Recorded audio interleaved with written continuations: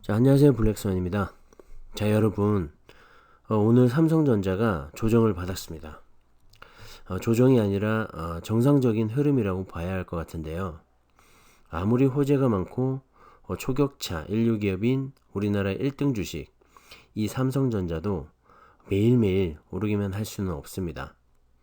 자, 누군가는 차익 실현을 할 것이고 또 누군가는 매수를 하겠죠. 그 매수와 매도의 어디쯤에서 주가는 오르기도 하고 내리기도 합니다. 하지만 기업의 펀더멘탈이 훼손되지 않는다면 주가는 분명히 우상향합니다. 자, 삼성전자 우선주 10년간의 주가 흐름인데요. 9,200원이었던 주가가 10년 만에 6만원을 훌쩍 넘었습니다. 자, 만약에 10년 전 9,200원에 매수를 해서 지금까지 팔지 않고 있다면 무려 600%에 가까운 수익률을 낼 수가 있습니다. 물론 중간중간 분할 매수를 이어갔다면 수익률은 좀 줄어들겠죠. 하지만 분할 매수를 통해 늘어난 주식 수 때문에 투자 금액 대비 수익률은 좋을 겁니다. 자, 10년 동안 삼성전자의 주가는 어떻게 변했나요? 무려 600% 이상의 상승이 있었지만 단번에 이루어진 건 아니죠. 오름과 내림을 반복하면서 때로는 지지부진한 횡보도 이어졌고요. 아무튼 많은 변동성이 있었던 게 한눈에 보입니다. 지금 당장 엄청 많은 돈이 있다면 한 번에 매수할 수도 있겠죠. 하지만 떨어질까 걱정이 되기도 하죠.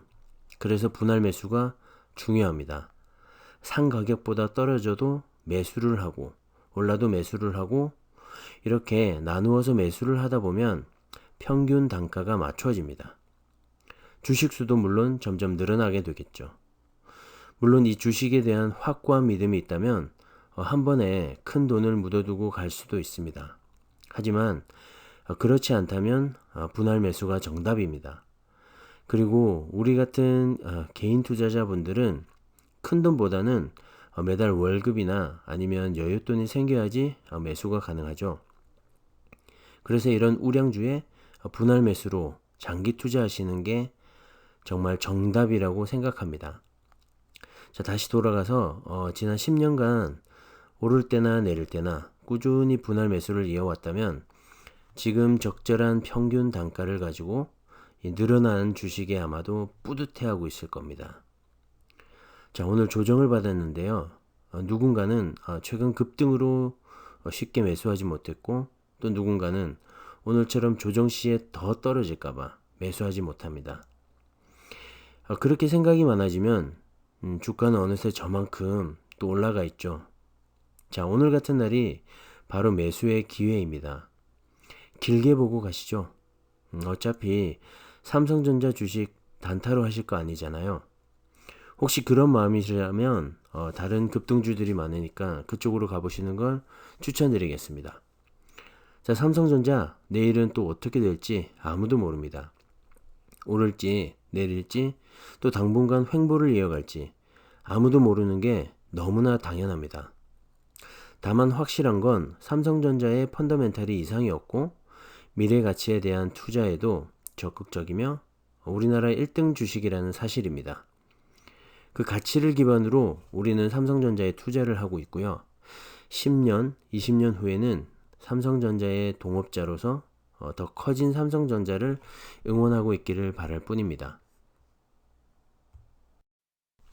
자, 보시는 차트는 빅스 지수입니다. 공포지수, 변동성 지수라고도 하죠. 코로나 이후로 급등했던 이 지수가 최근 계속 하락하는 추세입니다. 미국 대선으로 인해서 불확실성이 늘어나고 이 변동성 지수가 상승을 했었는데요. 그 이후로 다시 안정을 찾고 있는 모습입니다. 주가는 이 변동성을 굉장히 싫어합니다. 어떻게 될지 모르는 상황에서 선뜻 투자하기가 쉽지가 않게 되는 것이죠. 그래서 투자 심리가 위축이 되고 지수가 상승했던 것이고요. 미국 대선 이후로는 대통령도 결정이 나고 특히나 어제 기사에 트럼프 대통령이 정권 이양에 협조한다는 뜻까지 밝혔죠. 그러면서 앞으로 더 안정세를 이어갈 수 있는 모습입니다. 자, 다시 말해서 투자 심리가 개선이 되고 있다는 뜻이죠. 최근 코로나 백신까지 개발이 되면서 이런 투자 심리의 회복세는 당분간 이어질 듯합니다. 자, 오른쪽을 보시면 최근 원달러 환율의 흐름인데요. 코로나 이후로 원화 강세가 이어지고 있는데 원화 강세는 달러 약세를 말하죠. 외국인들의 돈이 한국, 중국, 인도 등 이 신흥국으로 들어오고 있다는 말입니다. 원화 가치가 떨어져서 외국인들이 싸게 한국 주식을 매수할 수 있는 것이죠. 당분간 이런 흐름이 이어진다면 외국인의 수급은 개선될 것 같습니다. 자, 이렇게 변동성 지수가 낮아지면서 투자 심리도 안정이 되고 외국인의 수급까지 좋아지고 있습니다.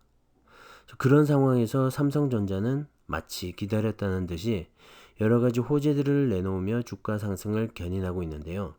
코스피 역시 마찬가지고요. 흐름이 굉장히 좋습니다. 하지만 주가는 언제 또 심수를 부릴지 모릅니다. 갑자기 떨어지는 거죠.